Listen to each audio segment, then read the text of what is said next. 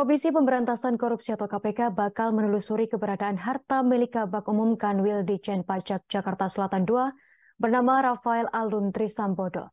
Harta yang akan diperiksa yakni yang belum tercantum dalam laporan harta kekayaan penyelenggara negara atau LHKPN.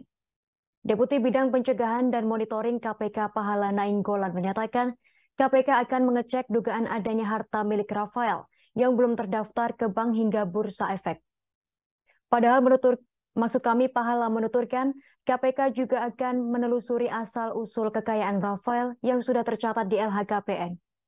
Sebab jumlah harta Rafael di LHKPN sebesar 56,1 miliar rupiah dinilai tak sesuai dengan profilnya sebagai pegawai eselon 3. Ia menegaskan sah-sah saja bila seorang pejabat memiliki kekayaan yang besar. Namun menjadi catatan jelas asal-usulnya karena bisa saja berasal dari warisan peninggalan orang tua. Pahala menyatakan besarnya kekayaan yang dimiliki oleh pejabat sesungguhnya bukan sebuah masalah, karena nyatanya banyak pejabat yang hartanya mencapai ratusan miliar. Namun demikian ia menekankan harta yang tercatat di dalam LHKPN semestinya sesuai dengan profil atau jabatan yang disandang oleh seorang pejabat. Selain dari warisan, harta yang jumlahnya fantastis bisa saja berasal dari hibah, baik yang dengan maupun tanpa akta. Pahala menyebutkan KPK juga akan meminta klarifikasi dari Rafael mengenai kekayaan yang ia miliki. Persoalan harta kekayaan Rafael ini menjadi perbincangan publik setelah anak Rafael Mario Dendi Satrio menganiaya anak pengurus Gerakan Pemuda Ansor bernama David. Mario Dendi diketahui kerap memamerkan kemewahan dalam akun media sosialnya, hingga akhirnya membuat publik bertanya-tanya terkait asal-muasal kekayaan pemuda yang baru berusia 20 tahun tersebut. Sementara itu, Direktur Eksekutif Pratama Crescent Tax Research Institute atau TRI, Priyanto Budi Saptono menilai mustahil jika seorang pejabat eselon 3 seperti Rafael memiliki kekayaan sebesar 56,1 miliar rupiah dari penghasilannya atau gaji sebagai pegawai negeri sipil. Ia menuturkan ada 3 sudut pandang hukum jika melihat fenomena tersebut. Pertama dilihat dari hukum administrasi sesuai Undang-Undang Nomor 5 Tahun 2014 tentang aparatur sipil negara atau UU ASN. Kedua dilihat dari hukum administrasi pajak penghasilan sesuai Undang-Undang Nomor 7 Tahun 1983 beserta perubahannya atau Undang-Undang PPH. Ketiga dilihat dari hukum pidana korupsi sesuai Undang-Undang Nomor 31 Tahun 1999 dan Undang-Undang Nomor 20 Tahun 2001 atau Undang-Undang Tipikor. Priyanto menjelaskan dari sudut Undang-Undang ASN, konsep PNS merupakan pengabdian.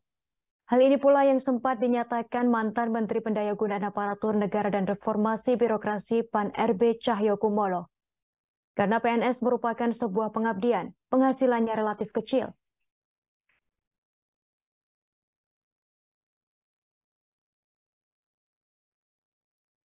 Saya, Rafael Alun Trisambodo, orang tua dari Mario Dendi, dengan ini menyampaikan permintaan maaf kepada Mas David dan keluarga besar Bapak Jonathan, keluarga besar PBNU, dan keluarga besar GP Ansor, dikarenakan perbuatan putra saya telah menyebabkan luka serius dan trauma yang mendalam.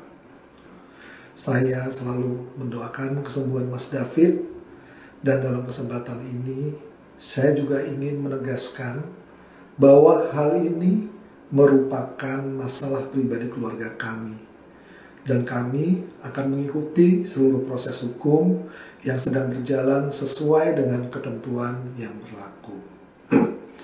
Saya menyadari bahwa tindakan putra saya yang salah sehingga merugikan orang lain, mengecewakan dan menimbulkan kegaduhan di masyarakat.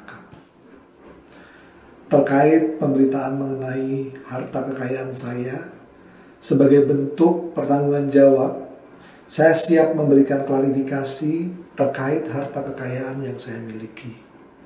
Saya siap mengikuti seluruh kegiatan pemeriksaan oleh Inspektorat Jenderal Kementerian Keuangan.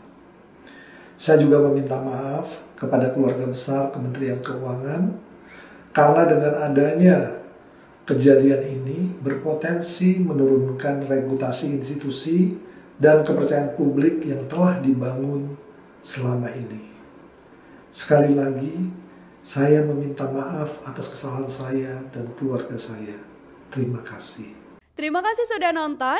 Jangan lupa like, subscribe, dan share ya.